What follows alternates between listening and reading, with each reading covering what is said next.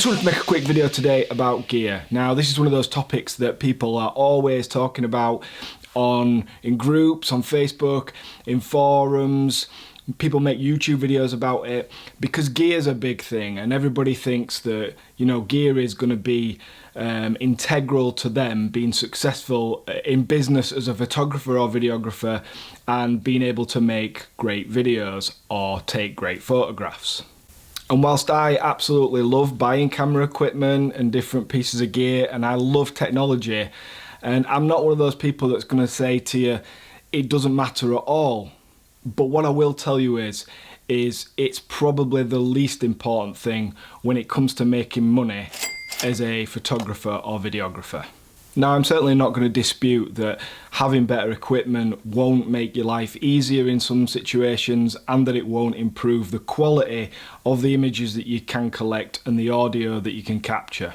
But what I will say is, how you use the equipment is definitely more important than the equipment you've got. And a lot of people, I think, maybe when they want to get into videography, whether you're a photographer wanting to get into videography or whether you're a beginner that's trying to get into videography from scratch, you might start to think, I don't know what equipment I need to buy, because you see all these videographers at jobs and on YouTube videos with all of this equipment going crazy. So here's a very simple guide in what you need to go out and shoot your first wedding video. Most importantly, you're going to need a camera like this Sony A6500 and a lens like this Sony 35mm 1.8 for a crop sensor camera. This camera. This compact little camera is all you're going to need to shoot your first wedding video. It might not be the best quality picture, it might not have all of the features, it might not have the biggest sensor, but honestly, this camera can give you some amazing results. For your camera, you're going to need a couple of batteries and you're going to need a memory card, but I would get a couple just in case. Yes, what I would say is, if you are going to do a really good job and you want to make sure that you capture everything properly and you've got backup equipment, I would always recommend having two cameras. I wouldn't ever tell someone to go and shoot a wedding, charging money for it, without two cameras. However, if you're just getting into it and this is a freebie and all you can afford is one camera, then you can go out, shoot your first wedding with one camera and do a great job. If you can afford two of these or something similar, or even if you can only afford one of these and something else, and again, sorry, because I know there'll be lots of people out there that are like, but I don't like Sony cameras, I want to shoot on my Canon, I want to shoot on my Nikon, I want to shoot on my Fuji. Absolutely, sorry, as well, Panasonic. Absolutely, whatever camera, anything that shoots in HD, it doesn't have to be a 4K camera, it doesn't have to have image stabilization, it doesn't have to have any fancy features. It can be a tiny image sensor. You could shoot on your mobile phone. I wouldn't recommend it, but this is a good place to start. So you've got your camera. The next thing you're going to need is something to hold it stable. Now, I do shoot handheld a lot, but I would not want to shoot an entire ceremony or set of speeches hand holding the camera. A, it's going to look shit, and B, you're not going to be able to hold it straight for all that time. So what you're going to need to get yourself is a monopod like this one that's got legs that allow it to stand up safely on its own. You don't need to get this one. This is a Sirui. I bet there's a load of people's Apple things going off now. This monopod is decent. I've got a Manfrotto fluid head on it. That would be my recommendation, or some kind of fluid head, cheaper one, whatever. I use this one because it's the same as all the plates I use on everything else. Now, this sort of monopod is perfect. It's very stable. It goes up really high. Woo! Check that out. And it's never fallen over on me yet. And I put some really heavy camera and lens combinations on it. This is enough for you to record your ceremony and speeches. You're going to be stood next to it. You're going to take your hands off it for most parts, unless you're reframing, and it's going to film everything nice and steady for you and allow you to take your hands off and not get really weird cramp in your arms. Okay, so you've got that. Almost important as the camera is the next thing, and that is a audio recorder. And this is a Sony TX650. If you have done any research into wedding videography in the UK and in Europe, you'll have heard of these things.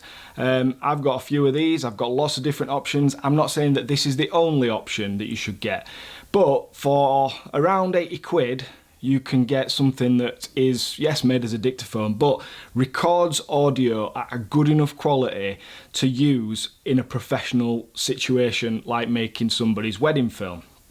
And the great thing about these are that they're so small, they're smaller than a pen, they've got a little clip on the back, and they record internally. So the battery and the memory is all internal. You've got anything else that you need to buy. For 80 quid, you clip it on someone's shirt, probably not a shirt like this, probably a pocket, and you can record their audio really well. A lot of people, when they start out in wedding videography, I know when I started in wedding videography at the time, using the microphones on camera, the shotgun mics, not the internal microphones, but the shotgun mics, that was the thing. Honestly, you can get those, and I would recommend getting them as an extra source. But if you only have a limited amount of money to get started, I won't bother with a shotgun mic, okay? I would bother with one of these. If you can get more than one, get as many as you can. Clip them on everybody who's going to speak, whether that's the groom, whether that's the bride, but not really always a good idea. The best man, the vicar, or the registrar, or the celebrant. Whoever's speaking, whoever says something that you might want to record, get one of these on them, and it is going to be better than anything you can put on the camera, I promise you. So, essential stuff, last but not least, and again, this is actually taking it a step further. This is the next thing I would buy, but you can film without it. This is just going to take things up a notch.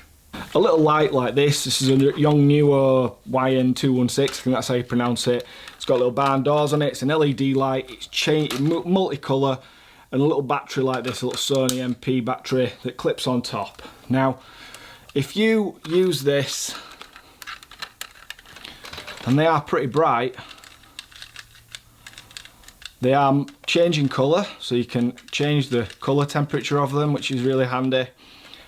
And what I'll say is, whilst using lighting at a wedding isn't essential, I would get this before I would get any other piece of gear that I haven't talked about. For example, a gimbal, or a drone, or lots of other standing up equipment, or lots and lots of other audio equipment.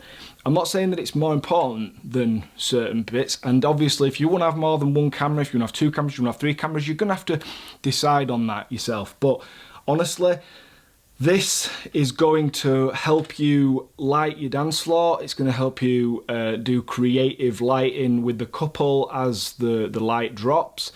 It's going to give you some control over a lot of things, and if I resisted going into lighting for a long time, and it isn't always necessary to use it, and it isn't always appropriate to use it, because sometimes you're just drawing attention to yourself for no reason. But whether you're using it in a creative way, or whether you're using it literally just because it's too damn dark and you need to light stuff up, getting a light, 1, 2, 4, anything, is going to really, really take things to the next level. This cost me, with the stand, less than 100 quid, okay? I think that's a bargain for how it's going to make your stuff look. You could spend hundreds on a gimbal, maybe 1,000 quid on a drone. It's not going to make the same difference as what this will make, and you will use this nearly every wedding. So there you go, there's my essential stuff to getting started in wedding videography. This is particularly aimed at people who are starting out, and people who are photographers and they are coming across to wedding videography, simply because you're probably already going to have a camera, so all you're going to need to buy is one of these, and one of these. I'm obviously going to explain in more detail about what you're going to do with these next and exactly why you should buy these and what you should do with them in other videos, but I just wanted to make a very quick video about the gear because people go out and buy all sorts of shit. I did the same thing, bought loads of stuff I didn't need, and now I've got loads of stuff I never use. I'm not going to be able to sell it for very much, and I wish I'd just understood what I would use and when I would use it, and then I could have just got that stuff. Hope this has been helpful. I'm Jules. Please like the video if it was helpful. Put some comments about what you thought was good and bad. Share it with somebody if you think that might be of use to them. And yeah, if you subscribe to the channel and follow the videos, use a little bell thing, when I make some more stuff, you're going to get to know about it. Thanks for watching.